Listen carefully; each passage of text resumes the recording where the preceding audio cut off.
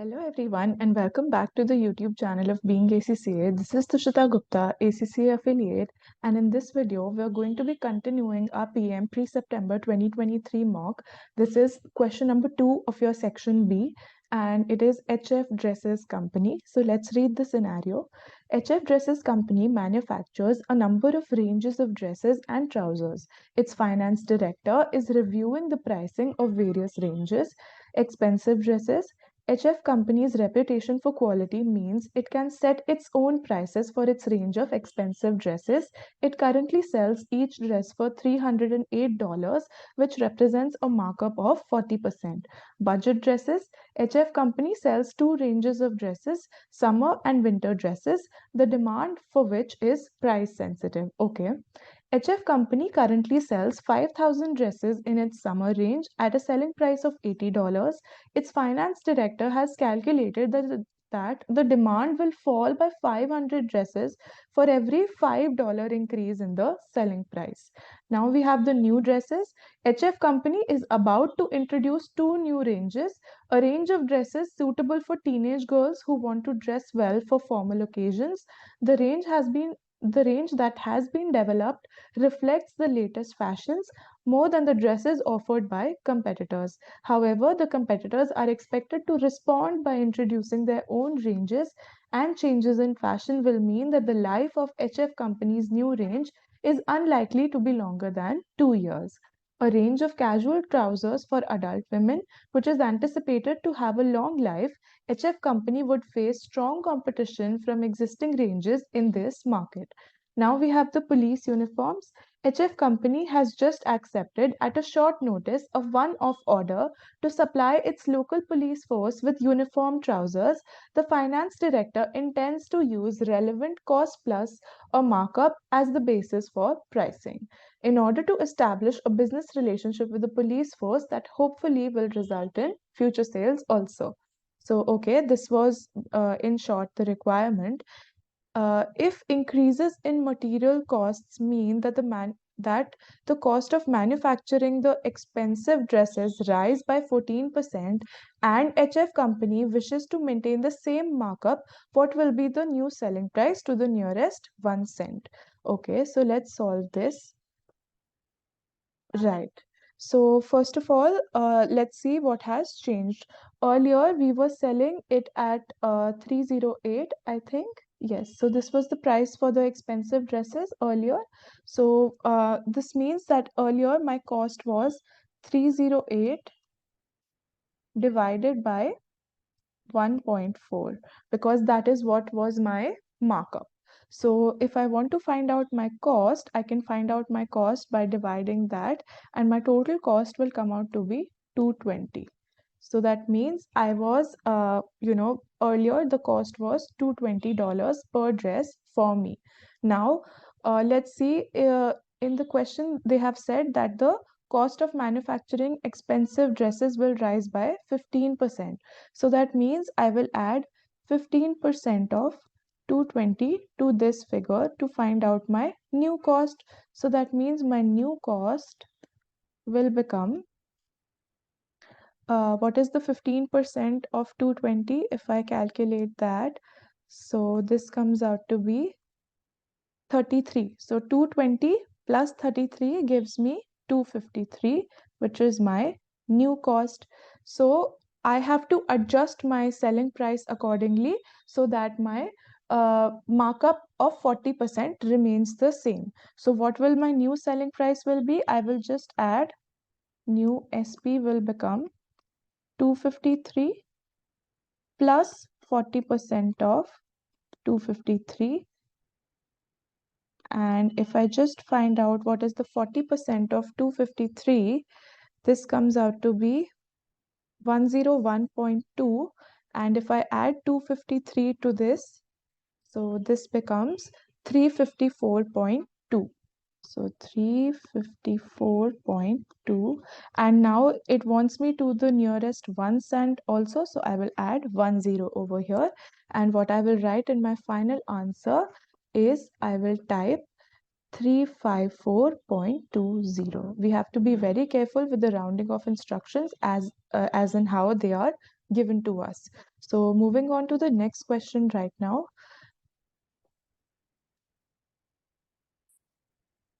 The next question wants me to find out the straight line demand equation for the summer dresses. So I think the formula sheet also will have this formula given to us.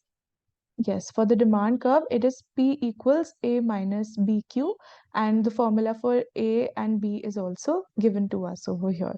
So I will just write my formula over here and do the solution.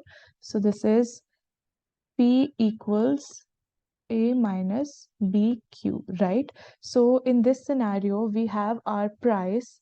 So for summer dresses, it was given to me that the price was $80, if I'm not wrong. Right. So these are the summer dresses and the price is $80 right over here. So I put 80 over here. So 80 equals, and now I have to find out A, and then let's find out, we have our total demand also, which is 5,000 dresses. So Q is our demand. So I have 5,000 B. So this is the equation that I have with me so far. Now the formula for B is change in price divided by your change in quantity. So it is mentioned over here that if you change your price by 5, your demand will fall by 500. So my B becomes the change in price is the numerator and the change in quantity is the denominator. So this becomes 5 by 500 and this becomes 0.01, right? So if I just put the value of B in this specific equation, I will get 80 equals A minus 0.01 into 5,000. So 0.01 into 5,000 will get me 50. So this becomes A minus 50. And now I have my A also, which is 80 plus 50, and this becomes 130. So my equation finally will be, I have found out my value of A as 130. So only this option has 130 and my B also is 0.01. So my answer completely matches with the fourth option. So this is what I'm going to select. Now moving to the next question, I have, okay, HF Company's finance director has approximated the demand curve for the winter dresses as being P equals 110 minus 0.005 Q and the total cost function as being TC equals $100,000 plus 50 Q. Okay, so what is the optimum selling quantity to the nearest unit and price to the nearest dollar of your winter dresses? So let's read about winter dresses. Regarding the winter dresses, we have,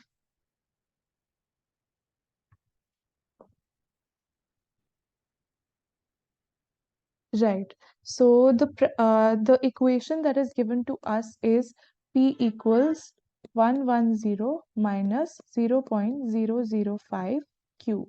So in this scenario, we will equate our MC and MR. So we have our MR equals 110 minus 0.01 Q, and then my MC is given to me as $50. So I will just equate my MC and MR over here, and with that I will have 110 minus 0.01 Q is equal to 50. And with this, I will find out my value of Q. So if I just solve this equation, I will get 60 equals 0.01 Q. And with this, I will have my Q as 6,000.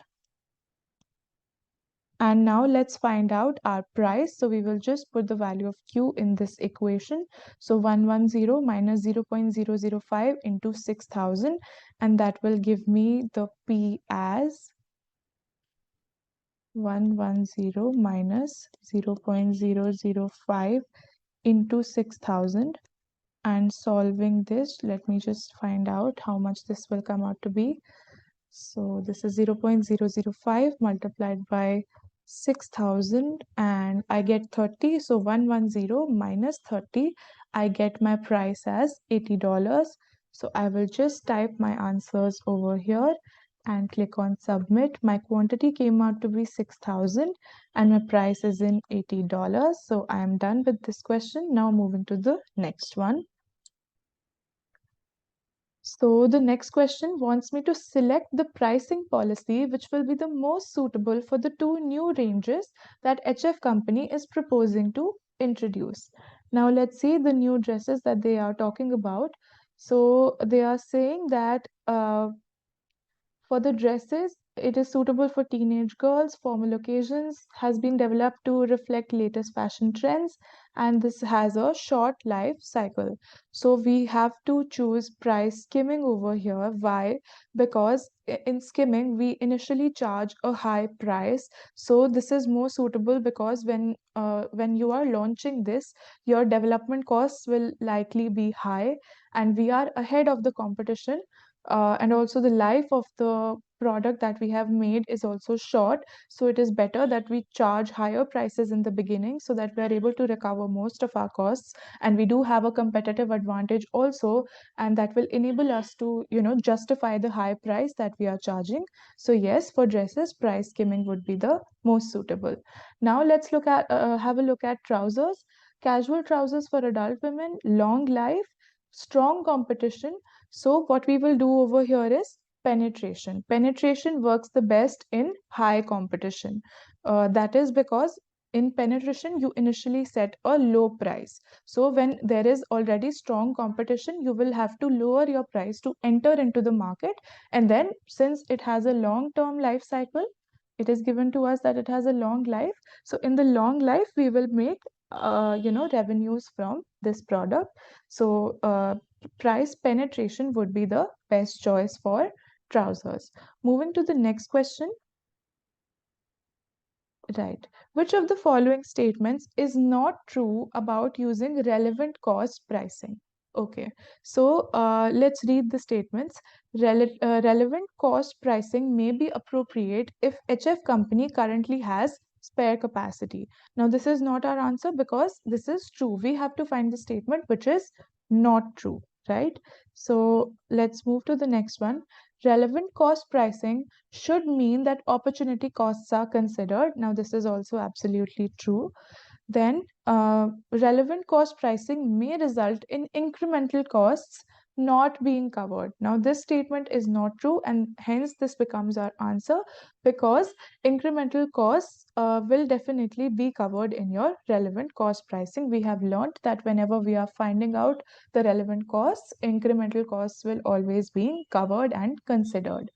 Relevant cost pricing may result in fixed costs not being covered. Now, this statement is true. That is why this is not your answer, because in relevant costs, we only look at the incremental costs. The fixed costs are treated as sunk costs or committed costs that will still be incurred whether or not we are undertaking the project or not. So that is why the last statement is true and hence not your answer.